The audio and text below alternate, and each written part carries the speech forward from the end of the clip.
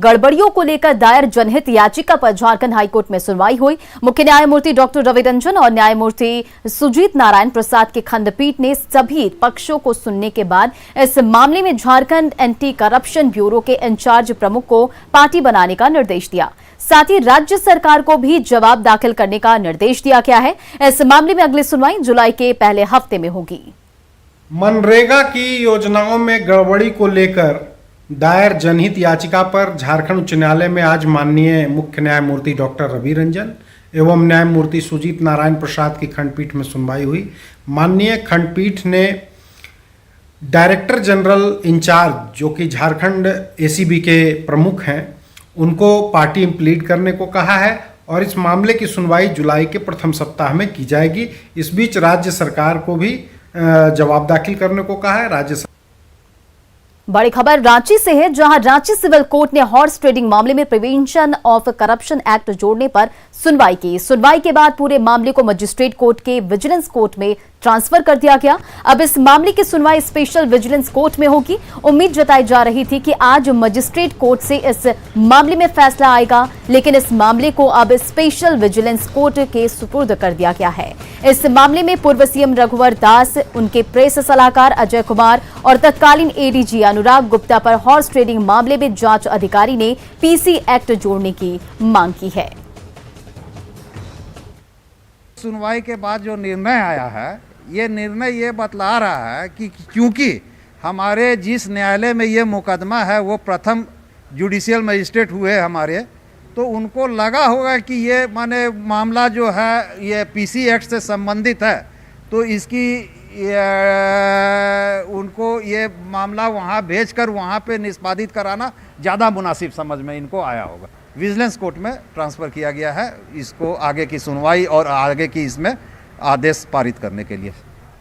इधर गोड्डा में स्वास्थ्य विभाग और पुलिस की लापरवाही से रेल हादसे में घायल युवक की मौत हो गई। युवक बाजार के लिए घर से निकला था, जिसके बाद से घर नहीं लौटा था। परिजनों ने जब खोजबीन की तो उसे रेलवे ट्रैक के पास घायल अवस्था में पाया गया। उसका पैर टूट चुका था, वहीं चेहरे पर भी चोटें थी, जिसके बाद परिजन उसे सदर अस्पताल ले गए, लेकिन वहां डॉक्टरों की लापरवाही और इलाज में टाल मटोल से उसकी मौत हो गई। परिजनों ने अस्पताल के साथ ही पुलिस पर भी लापरवाही के आरोप लगाए हैं। सुबह हम लोग ढूंढते हैं तो पता चलता है कि वो ट्रेन के पटरी के नीचे में खड़ा हुआ है।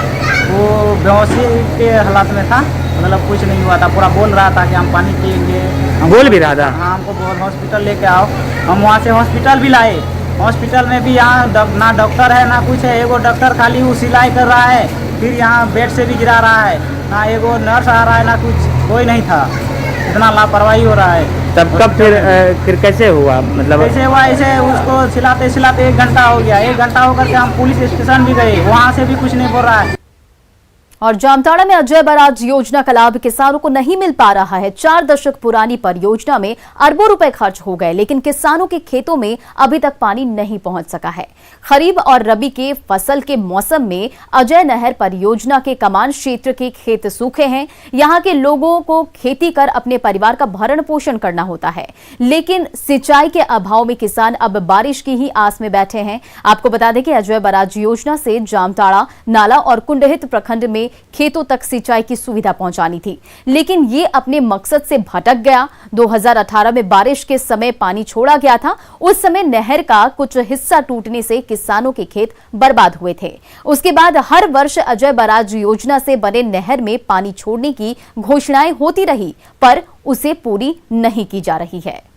कारण यह है कि विभागीय पदाधिकारी के उदासीन रवैये और सरकार की उपेक्षा का दंश झेलता हुआ यह नहर आज भी गिरा हुआ है, जो कि मेन कैनाल से पानी चलता है, लेकिन पानी नीचे लेवल से जाता है और इसका जो मुंह बना हुआ है जो लेवल का वो हाइट में है, इसीलिए ये उपेक्षा का दंश आज भी झेलता हुआ ये अजय बराज योजना में जो है बहुत दिनों से बना है, लेकिन यहाँ का किसानों को अजय बराज का जो पानी अभी तक नहीं मिला है, कोई फायदा नहीं हुआ।